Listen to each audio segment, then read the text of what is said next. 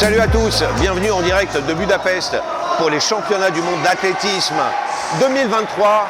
Comme vous l'entendez, l'ambiance est très chaude, même beaucoup plus chaude que la température qui pourtant culmine à plus de 30 degrés. Voilà, la raison de ma présence ici est simple, c'est que Seiko joue le rôle incontournable de chronométreur officiel des différentes épreuves qui se déroulent à Budapest en ce moment. Et je vais justement vous emmener découvrir une partie du backstage de ce chronométrage, puisqu'il s'agit d'un véritable art et d'une compétence acquise par Seiko, avec un certain nombre d'épreuves chronométrées déjà par Seiko par le passé et un nombre d'outils et de technologies mises au point par la manufacture pour permettre des calculs de temps sans marge d'erreur. Donc voilà, vous allez découvrir tout ça avec moi et je vous entraîne dans ces coulisses et dans cette ambiance très chaude. On y va!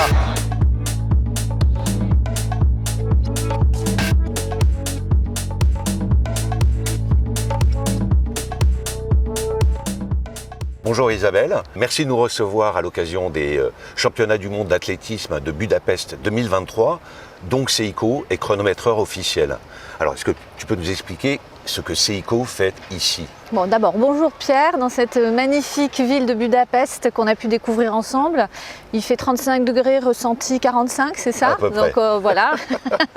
Écoute, on a une longue histoire avec le chronométrage de l'athlétisme en général qui commence en fait en 1959 où Seiko candidate pour devenir l'official timekeeper des Jeux Olympiques de 64. Donc à partir de là, va débuter une longue phase d'innovation de R&D assez fantastique où en l'espace d'à peine 5 ans, Seiko, qui n'avait jamais chronométré aucune compétition de cette ampleur-là.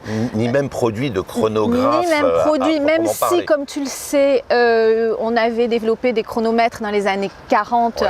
Chronomètres de poche, l'ancêtre avec les gros boutons poussoirs, ouais. Etc.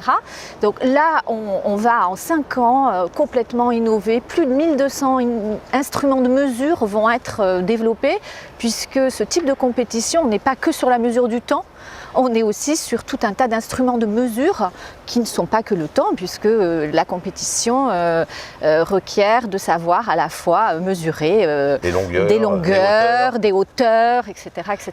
Et voilà. C'est d'ailleurs aussi en 1964 que sort le premier chronographe bracelet de Seiko, qui est la Crown chronographe. Exactement. Et qui va donner derrière lieu à des collections qui ont été remises au goût du jour, récemment. Mais en effet, ouais.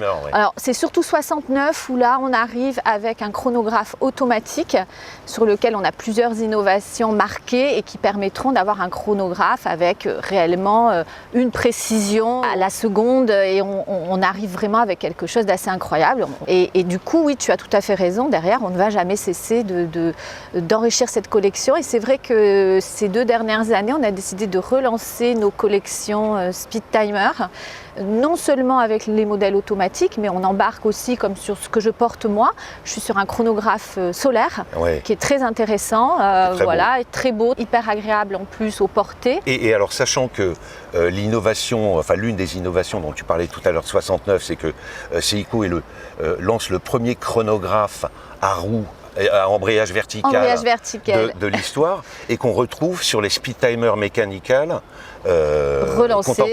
contemporaines qu'on relance aujourd'hui avec des éditions limitées dont celle de Budapest. Donc c'est vraiment pour nous un ancrage fort sur le chronographe. Et un gros retour sur le devant de la scène. Et un gros retour, et je pense aussi que nos Seikophiles, mais aussi de nouveaux consommateurs, de nouveaux collectionneurs de montres aujourd'hui regardent cette complication comme une des jolies complications horlogères, parce qu'elle est belle.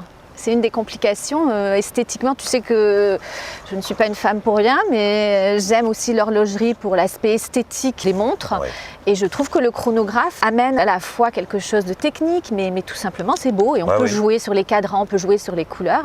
Donc on embarque de beaux objets au poignet de ces messieurs et ces dames, ces dames aussi. Absolument. Parce que je trouve qu'on a des ouvertures qui permettent aux dames de porter de jolis objets.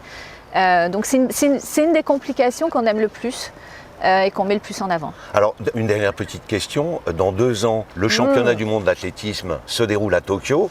Donc c'est un peu le retour aux sources de cette compétition pour Seiko qui, chronométreur officiel, va être à domicile. Il va y avoir des modèles Alors, comme toujours, on ne peut rien dire, n'essaye pas, Absolument. Pierre, bien essayer, mais c'est raté. Non, évidemment, il va y avoir non seulement des modèles commémoratifs, mais également une grande fête. Moi, j'ai envie de dire, ça va être une belle fête parce que c'est un retour sur voilà, notre pays. On joue à domicile. Tu as pu voir, alors Pierre a eu une chance incroyable de voir les backstage de cette compétition. Je pense que tu as pu mesurer, c'est le cas de le dire, ouais. toute la technicité qu'il y a derrière. Et on a eu la chance d'entendre qu'il y aura encore des innovations. Sur la mesure du temps, sur la mesure, comme on l'a dit tout à l'heure, des longueurs, des hauteurs et de plein d'autres choses. Donc je pense qu'on peut aussi s'attendre à quelques innovations. Peut-être que ça embarquera quelque chose au niveau horloger, ça on ne sait pas. Bon. Mais en tous les cas, oui, c'est une grande fête pour Seiko. Et on parlait ensemble au cours de ce voyage de pourquoi Seiko, l'athlétisme. J'ai envie de dire que l'athlétisme aujourd'hui réunit toutes les valeurs de la marque. C'est un beau sport, on a eu la chance de voir des compétitions avec une ambiance incroyable. Enfin, je ne sais pas ce que tu en as pensé. Fou, moi, je me suis retrouvée vraiment avec des valeurs. On encourage tout le monde. Je n'ai pas entendu quelqu'un huer. Oui. Y a beaucoup de joie. Il y a beaucoup d'encouragement. Moi, franchement, je recommande à tout le monde un jour de venir assister à ce type de compétition. Non que d'autres sports ne me plaisent pas, mais il y a une ambiance assez particulière et une entente. Et ça correspond bien aux valeurs de Seiko, ça correspond bien aux valeurs du Japon et aux miennes. Donc voilà, j'espère que tu seras parmi nous dans 2 ans. Mais j'espère aussi. Pour voir ce magnifique événement. Ce sera avec plaisir. Merci en tout cas Isabelle de ton temps et de ce voyage. Merci à toi et à ton frère Thomas. Qui est derrière, la caméra et qui est en train de mourir de chaud, comme nous tous. Comme nous. Merci Isabelle, à très bientôt. Merci.